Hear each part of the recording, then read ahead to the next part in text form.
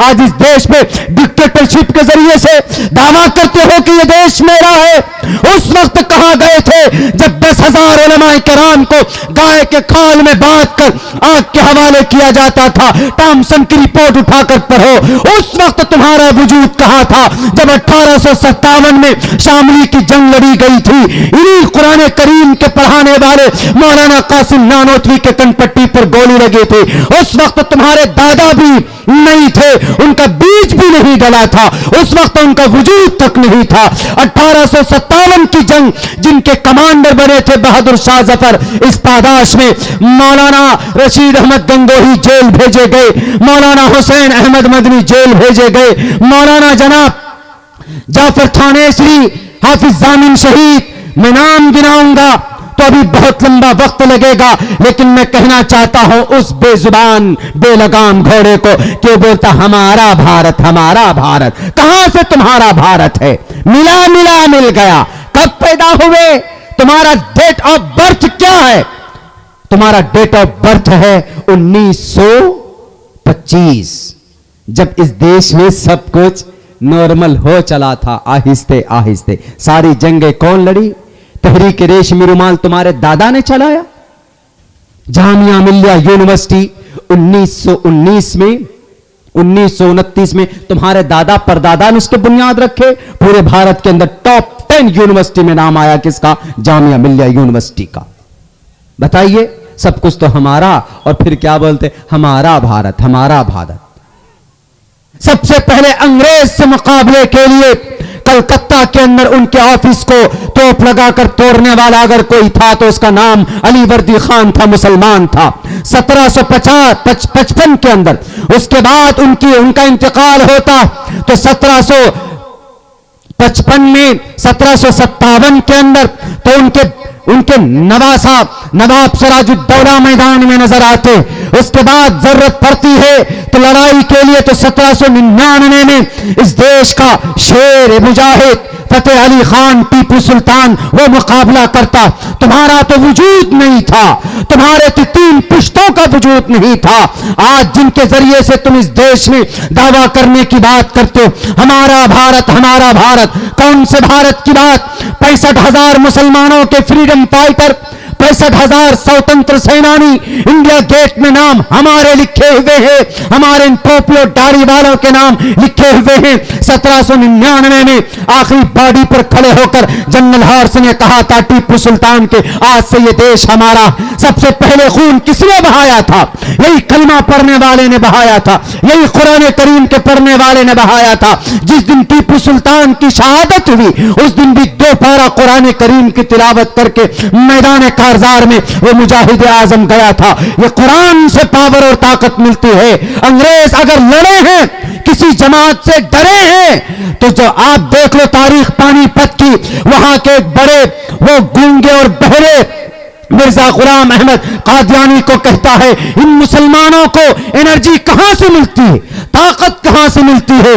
हर दूसरे दिन तलवार लेकर मेरे सामने में खड़े हो जाते। जरा बताओ तो सही। उन्होंने कहा कि इनके बीच में जब तक कुरान है, इनके सीनों में जब तक कुरान की मोहब्बत है, दुनिया की कोई ताकत ना तो इनको झुका सकती है न इनको डरा सकती है। हम इन कुरान की ताकत को लेकर आगे बढ़े थे, तभी जालिम अंग्रेज का खात्मा इस देश से हमने किया था। याद करो उस वक्त को जब 1806 के अंदर 1831 में पानीपत और मालाबार और जनाब ये बालाकोट की पहाड़ियों में सा इस्माइल शहीद रहमतुल्लाह अलैह, सैयद अहमद बरेलवी शहीद रहमतुल्लाह अलैह ये जब गए थे अपने 51 लोगों को साथ लेकर शहीद हो गए, दफन हो गए। कहां था उस वक्त तुम्हारा आरएसएस? कहां था उस वक्त तुम्हारा बजरंग दल? कहां था उस वक्त तुम्हारा हिंदू महासभा? तुम तो पैदा भी नहीं हुए थे, उस वक्त तुम्हारा वजूद नहीं था। जिस वक्त मौलाना उलमाए किराम कहां थे? जजीरा अंडमान निकोबार, काला पानी की सजा वहीं होती थी ना, वहां थे। तो उस वक्त तुम्हारे गुरु कौन?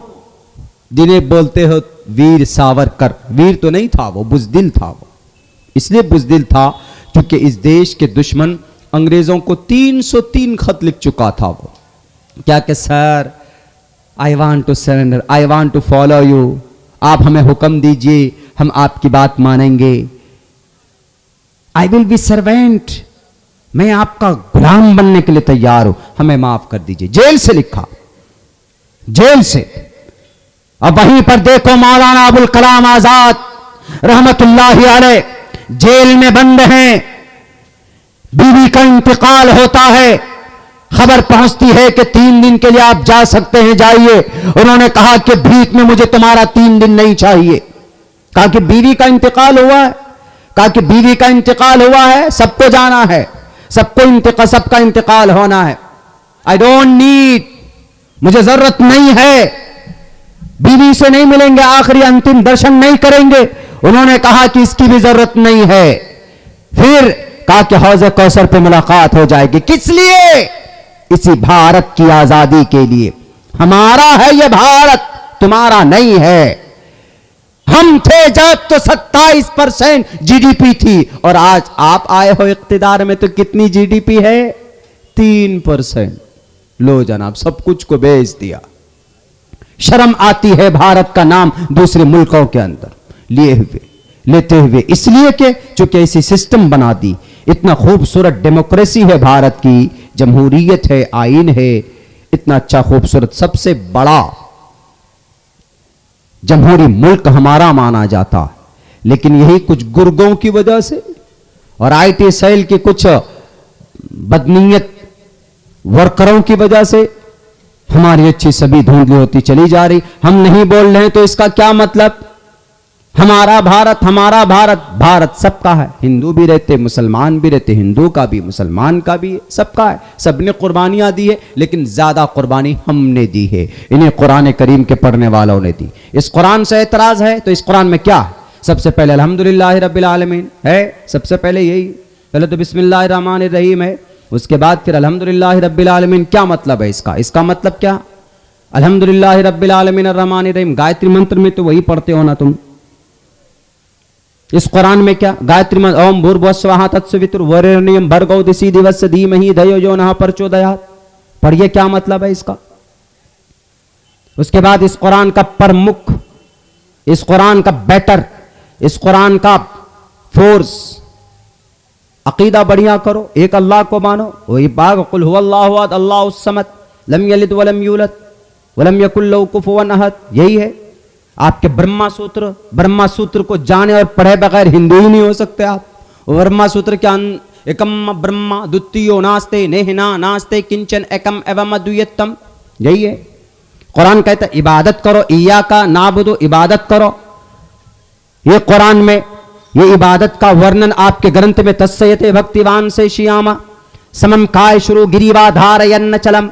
अब से पहले दुर्गापुर में मैंने इस मंत्र की तशरीह की थी। समम काय शुरू गिरीवा धारयन्न चलम, स्थिरतः, ऐसे शांति के साथ भक्ति करो, इधर उधर मत देखो। अंताबुदुल्लाह कन्नक तरा, अल्लाह के नबी का फरमान, जब नमाज पढ़ते हो तो ये गुमान करो कि अल्लाह तुमको देख रहा है, तुम अल्लाह को देख रहे हो, अल्लाह तुमको देख रहा। समम काय शुरू गिरीवा धारयन्न चलम स्थिरः, काय श्रो गिरी, सर, शकल, गर्दन। बताइए कितनी अच्छी बात है।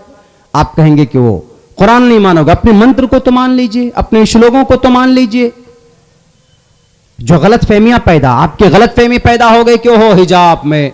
लो भाई हिजाब, अरे हिजाब अगर पहनते हैं तो हिजाब तो पहनने का ऑर्डर प्रधानमंत्री जी दे रहे हैं ना। हिजाब पहन लो, मुंह में मास्क लगा लो, ऊपर से कुछ और डाल देते। बिहार के प्राइम मिनिस्टर, ये बिहार के सीएम ने भी कही है कि अरे भाई मास्क पहनने के लिए तो हम लोग बोलते हैं और बच्चियां ऊपर से कुछ डाल लेती है, तो कोई विषय की बात है ही नहीं। अब पर्दे में रहना चाहिए नारियों को। कुरान ने तो इतना कहा वक़र्न फी बुयूतिकुन्न मिन वराइल फस्अलू मिन वराइल हिजाब। कुरान में हिजाब का वर्ड यहां से है। कुल्लिल मुमिनात, ऑर्डर है, ओनली ऑर्डर, उसको फॉलो कर रही है हमारी बेटी। अल्लाह का ऑर्डर, उसको बसरे हम तस्लीम करते हैं और फिर उसको फॉलो करते हैं, बस इतनी बात है। तो आपके ग्रंथ में भी तो वही बात है। अदे पश्यस्तिमो परी संतराम पादको हर माते कौशल्पको यत्र नारयस्तु पूजनते रमनते तत्र देवता। आगे और भी ये मंत्र है, जो औरतों की नारी की वास नहीं करते उनकी वासना नहीं करते, वासना इज्जत नहीं करते, सम्मान नहीं करते, मरने के बाद जहन्नम में डाला जाएगा उसको। और जो नारी अपनी सम्मान नहीं करती है, यानी अपनी इज्जत की फिक्र नहीं है, बेपर्दा होकर घूमती है, तो वो उनका क्या होगा, वो नरक में जाएंगी। और प्रॉफेट मोहम्मद ने भी यह बात कही है कि हमने देखा जहन्नम में औरतों को बालों के बल लटकाए हुए, वो औरतें थी जिनके बाल खुले हुए होते थे। क्या फर्क है, व्हाट इज डिफरेंट, बताओ ना। कि नहीं जनाब, अलग तरीके से आप कुछ नाफिज करना चाहते हो, ये कानून शरिया ऐसा बना दिया कि जैसे ये जनाब वो हिटलर का कोई फरमान आ गया। अरे इसको पढ़ो, इसके अहकामात में देखो, इसके फरमान में, इसके एक एक हुक्म में अल्लाह ने क्या क्या हिकमतें रखी है, उसको पहले पढ़कर समझने की जरूरत है। कमी हमारी भी, हम लोग भी एक्सप्लेन नहीं कर पाते, नहीं बता पाते। हम लोग बेटियों को क्यों पर्दे में लाते हैं, फायदा क्या है, इस पर बयान होना चाहिए। जहां पर एतराज आए उस पर बयान कीजिए। हमारे जितने भी, मैं तो एक तालिब इल्म हूं, हमारे जितने भी बड़े बुजुर्ग हैं वो करते भी अल्हम्दुलिल्लाह, लेकिन और ज्यादा होना चाहिए। वीडियो उसके ऊपर छोटे छोटे क्लिप बना करके आप लोग डालिए कि पर्दे का यह फायदा है। उग्र बयान करने से ज्यादा पर्दे का यह फायदा है।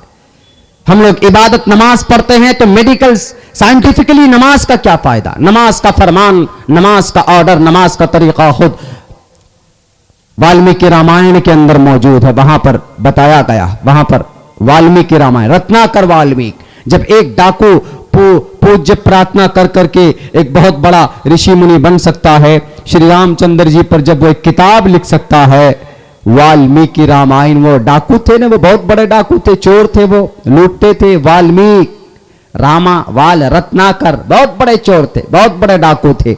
लेकिन एक लंबी कहानी है कि किसी वजह से ऋषि मुनि को पकड़कर लूटा उन्होंने एक दो सवाल किए तो बहुत मुतासिर हुआ, कहा कि सर क्या करूं, कहा कि राम राम करो आप बैठ करके, उसके बाद देखना तुम्हारा कल्याण तभी होगा।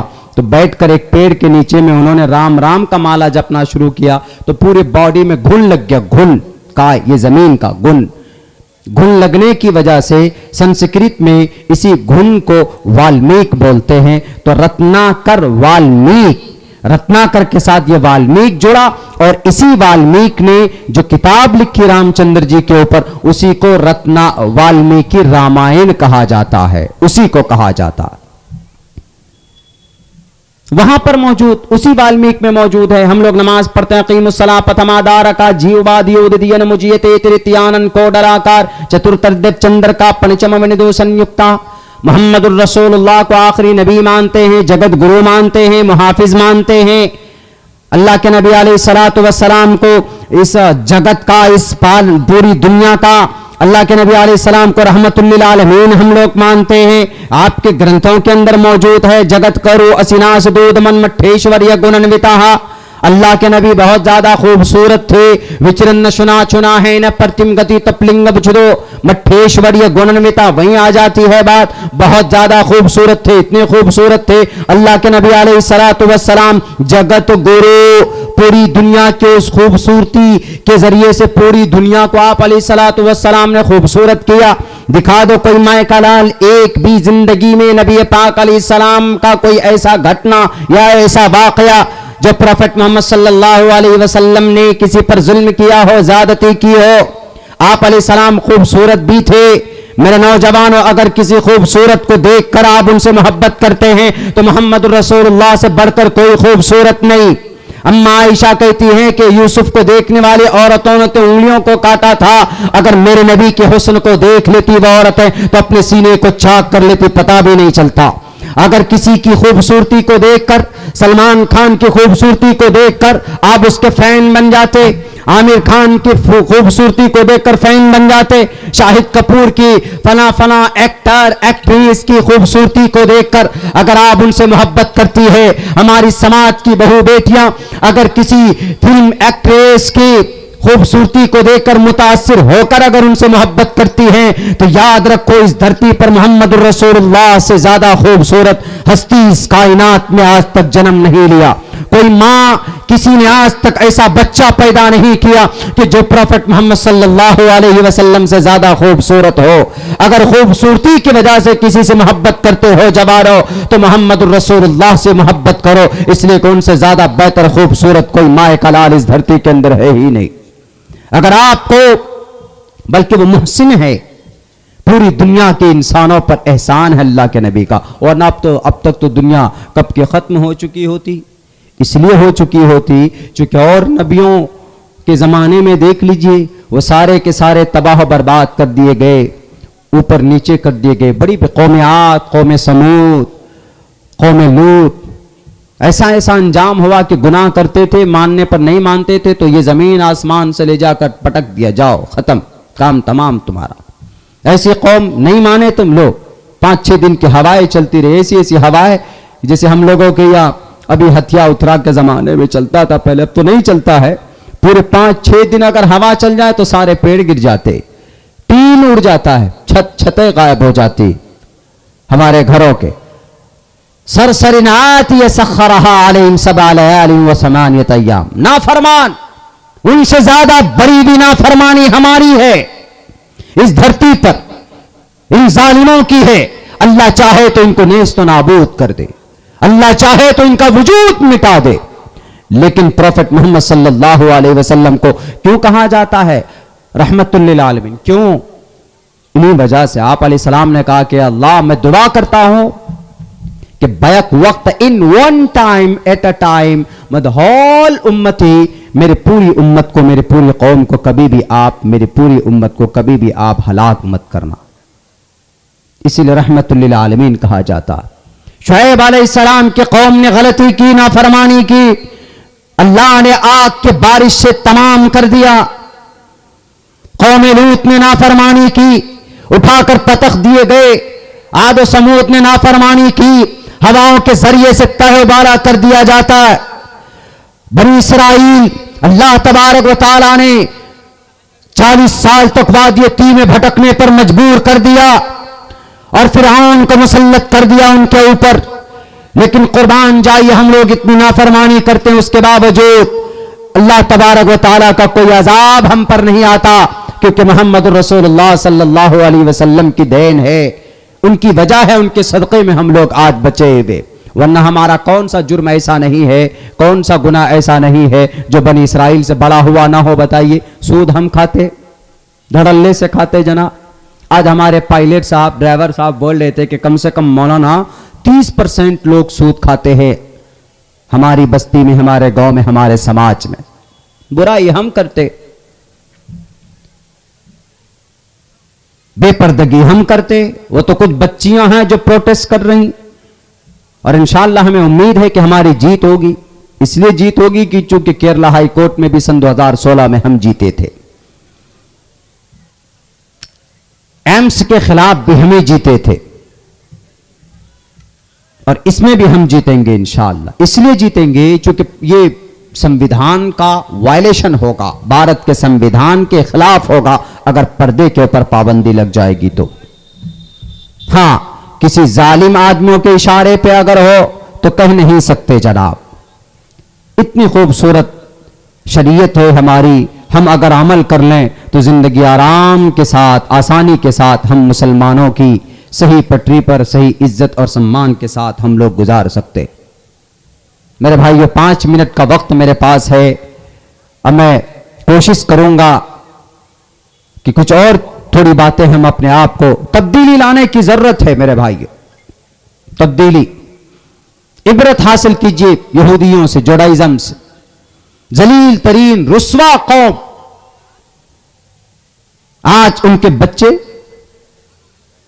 ऊंचे पायदान पर पहुंचे हुए, सारी कंपनीज के शेयर होल्डर हो गए।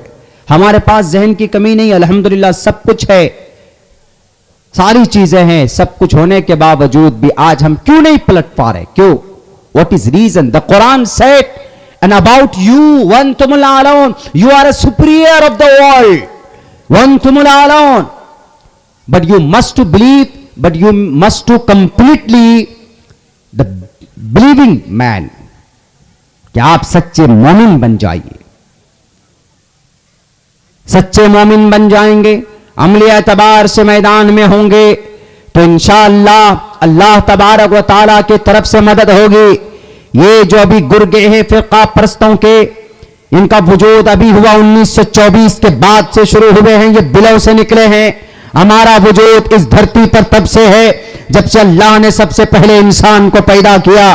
कुछ लोग साबित करते हैं, मेडिकली हमारे भी लोग बोलते कि इस धरती पर सबसे पुराना धर्म हिंदू भाइयों का नहीं है, बल्कि मैं कई बार ये बात अपनी तकरीरों में बोल चुका हूं। इस धरती पर सबसे पहला इंसान मुसलमान था, और पहला इंसान जब से है तब से इस्लाम का वजूद, हमारा वजूद, सबसे पहले इंसान मुसलमान थे।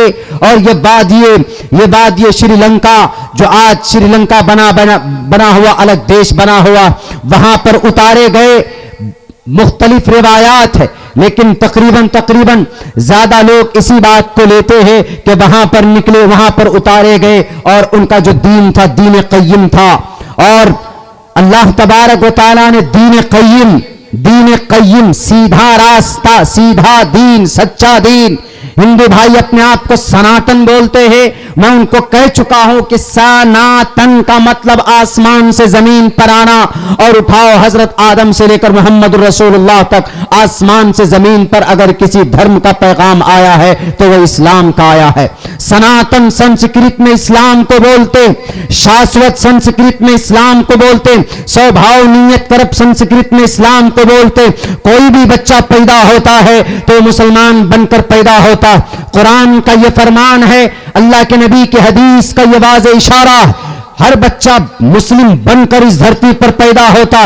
बहुत से लोग अपने अशार में बोलते हैं कि मालिक एक है, इंसान बनाया था, इंसान का है, बच्चा इंसान बनेगा। अगर उनका भारत के अंदर यहाँ के कल्चर को सामने रखकर अगर कुछ बोलना है तो वह अलग बात है, लेकिन अगर ऐसा अकीदा किसी का है तो वह गलत है। इसलिए कि इस धरती पर अल्लाह ने इंसान बनाकर भेजा है, लेकिन उसके साथ साथ उनका तरीका बना करके भेजा है कि तुम्हारा अकीदा कॉन्सेप्ट क्या होगा, तो कॉन्सेप्ट तुम्हारा यह होगा कि तुम एक ईश्वरवादी हो, तुम एक अल्लाह फितरत अल्लाहिल्लज़ी फतरन्नास अलैहा, यानी इंसानों को अल्लाह अपनी फितरत पर पैदा करता। और अल्लाह की फितरत क्या है? अल्लाह की फितरत अकेला और यकता है। पूरी दुनिया के इंसान, पूरी दुनिया का बच्चा पैदा होता है तो वो मुसलमान बनकर पैदा होता। उसके माँ बाप घंटी बजाते हैं तो वो घंटा बजाने लग जाता है। अगर उसकी मां कुरान करीम की तिलावत करती है तो वो बच्चा कुरान करीम का देख करके वो बच्चा, उसका अकीदा वैसे ही बनता है। बाप नमाजी है तो बेटा नमाजी बनता है, देखता है कि हाँ भाई अल्लाह कौन है, हमारे अब्बा नमाज पढ़ते हैं, अजान देते हैं, उसमें अल्लाह का नाम लिया जाता है। और कहीं कहीं बच्चा पूछता है तो बताते हैं, लेकिन अगर पता चला कि अगर वहीं पर तिलक लगाकर जय श्री राम का नारा, भारत माता की जय का नारा अगर लगाता है तो बच्चे वैसे ही करते हैं। वो बच्चे कर्नाटक स्कूल के अंदर कौन है वो, उनके मां बाप ने क्या उनको तरबियत नहीं दी? देना पड़ेगा उनको, इसलिए कि परमात्मा ने कहा कि अगर उनको पुरुषो वैदा बनाना है, मातृमान पितृमान चार्यावान पुरुषो वैदा, तो अपनी मां को, अपने बाप को और अपने गुरुओं को, उन बच्चों की प्रैक्टिकली उनके ऊपर मेहनत करनी होगी। लेकिन उनकी मेहनत नहीं की तो वही उग्र हो गए, और एक सोची समझी साजिश के तहत।